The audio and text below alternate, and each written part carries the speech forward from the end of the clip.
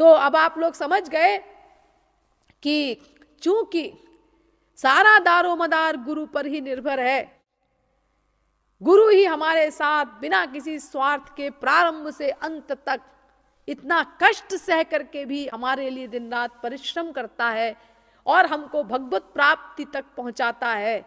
इसीलिए गुरु का स्थान भगवान से भी बड़ा है। इसीलिए अगर किसी को वास्तविक गुरु मिल जाए और उसको दुर्भावना से छोड़ दिया तो अनंत कोटि कल्प श्री कृष्ण भक्ति करे, 0/100 मिलेगा उसको। गुरुर्येन परित्यक्तस्तेन त्यक्तः पुरा हरिः, ब्रह्मवैवर्त पुराण। जिसने गुरु का त्याग कर दिया, त्याग माने दुर्भावना पूर्वक त्याग, और अगर दुर्भावना नहीं की हमने और दूसरे गुरु की शरणागति कर ली, वो भी गुरु है ये भी गुरु है, तो ये पहला गुरु बुरा नहीं मानेगा, क्योंकि गुरुओं का तो एक ही लक्ष्य होता है अगर वो वास्तविक गुरु है कि ये हमारे प्राण वल्लभ से प्यार करे, बस चाहे जैसे करे, ये सही सही चलता रहे। तो अगर दुर्भावना नहीं की आपने और दूसरे गुरु से आपका अधिक लाभ हो रहा है तो ये पहला गुरु बुरा नहीं मानेगा अगर वो वास्तविक महापुरुष है, और भगवान भी उसको गुनाह नहीं मानेंगे। लेकिन अगर दुर्भावना करके छोड़ा आपने किसी वास्तविक महापुरुष को तो फिर भगवान के यहाँ रियायत नहीं होगी, क्षमा नहीं होगी, वो अक्षम्य अपराध हो जाएगा भगवान की दृष्टि में। और दूसरी बात ये सुनो कि गुरुर यस्य भवेत् तुष्टस् तस्य तुष्टः हरिः स्वयं, वामन कल्प। जिससे गुरु प्रसन्न हो गया उससे भगवान अपने आप प्रसन्न हो जाते हैं। एक नाम लेने की भगवान की जरूरत नहीं, भागे भागे आते हैं भगवान, सिर के बल आते हैं उसके पास, जिससे गुरु प्रसन्न हो जाता है। इसलिए गुरु को प्रसन्न करने की चेष्टा करो। अगर गुरु नाराज हो गया, हमने ऐसे काम किए, ऐसे अपराध किए कि अनंत क्षमाशील गुरु भी हमसे रुष्ट हो गया और उसका प्रायश्चित भी नहीं किया, तो हरौ रुष्टे गुरुस्त्राता गुरौ रुष्टे न कश्चन।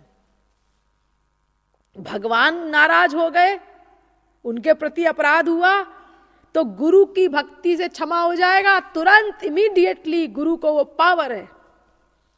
लेकिन अगर आपने गुरु को नाराज किया, गुरु के प्रति अपराध हुआ, तो फिर भगवान उस जीव को कभी क्षमा नहीं करते। भगवान उससे सदा के लिए नाराज हो जाते हैं जब तक वो गुरु फिर से प्रसन्न ना हो उससे। हरौ रुष्टे गुरुस्त्राता गुरौ रुष्टे न कश्चन। कहीं गुंजाइश नहीं उसको जाने की, कोई शरण नहीं देगा, भगवान ही उससे विमुख हो गए।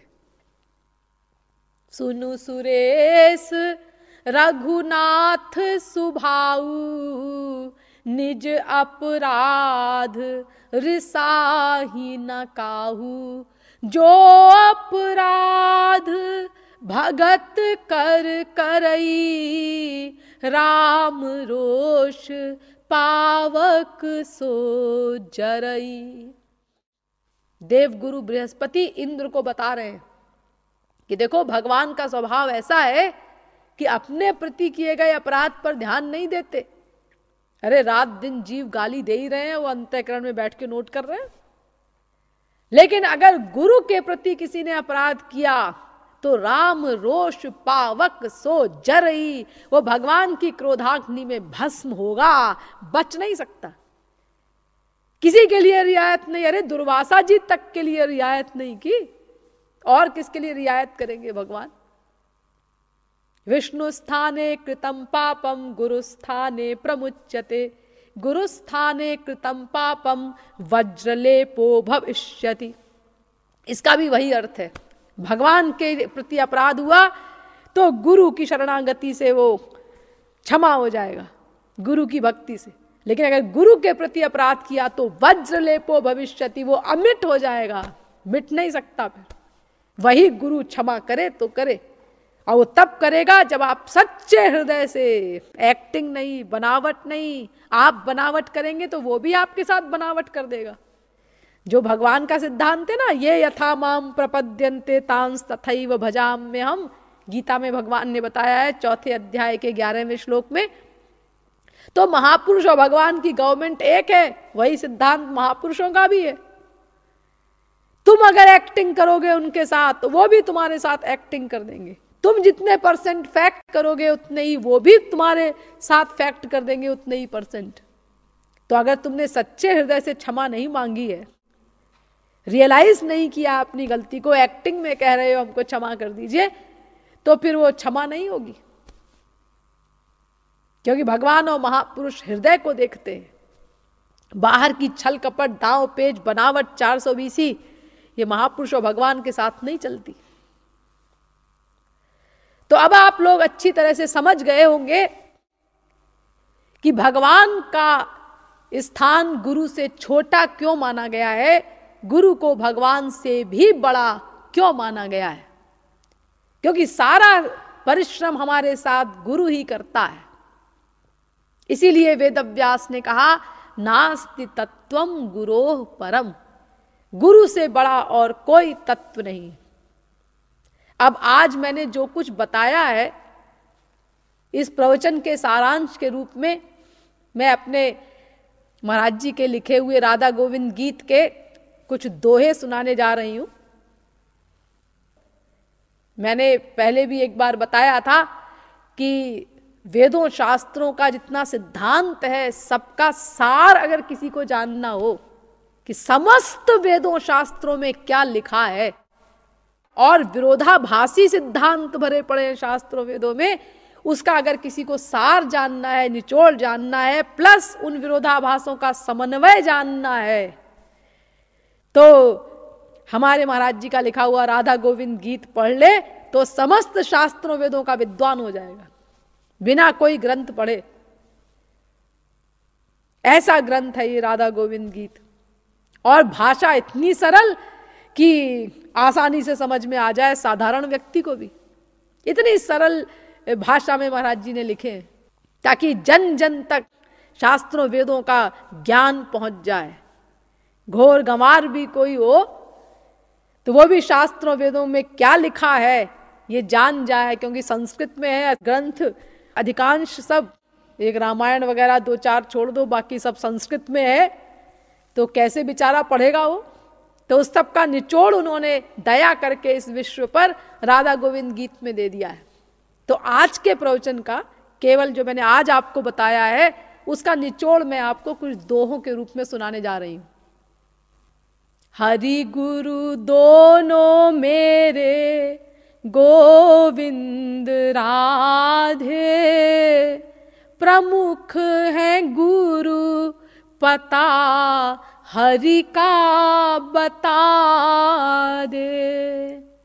हरि ते बड़ा है गुरु गोविंद राधे, गुरु प्रेम दान करे हरि प्रेम ना दे।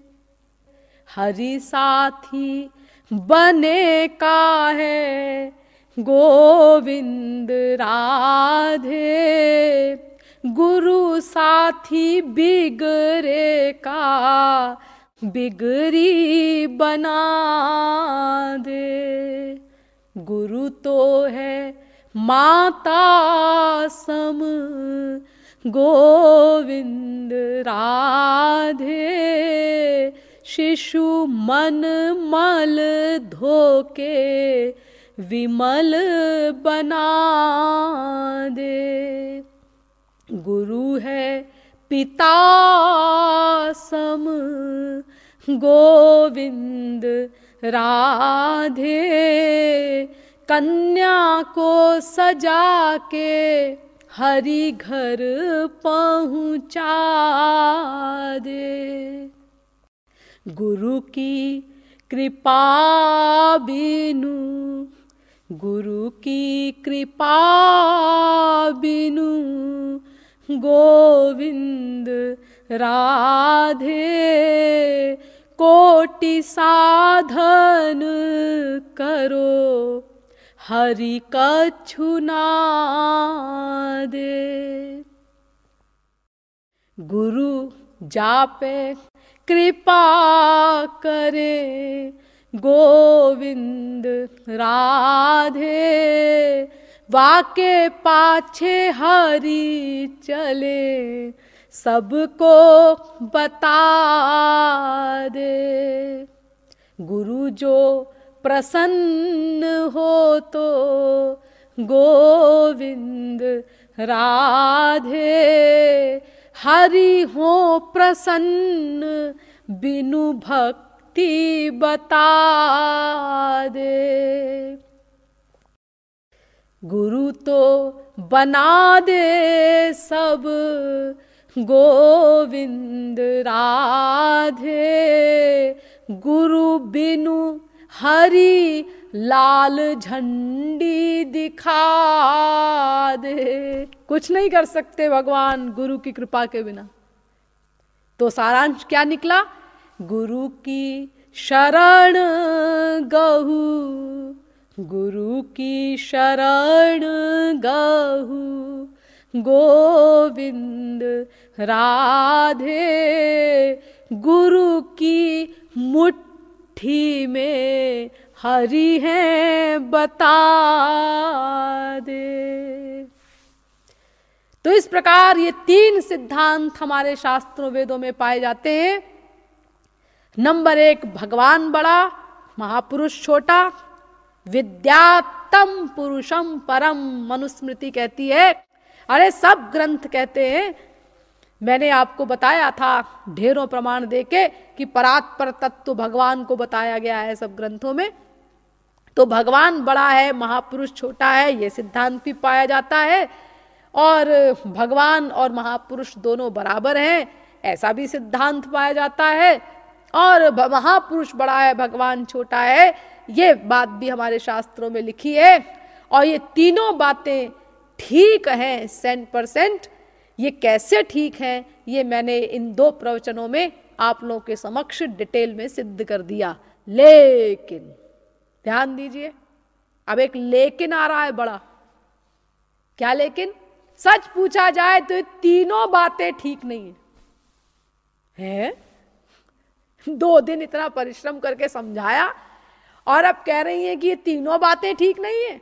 नहीं, मतलब ये भी ठीक है, तभी तो इतनी गहराई से आपको समझाया गया है। लेकिन आप तो कहती हैं कि ये तीनों बातें ठीक नहीं है। हाँ, वो भी ठीक है।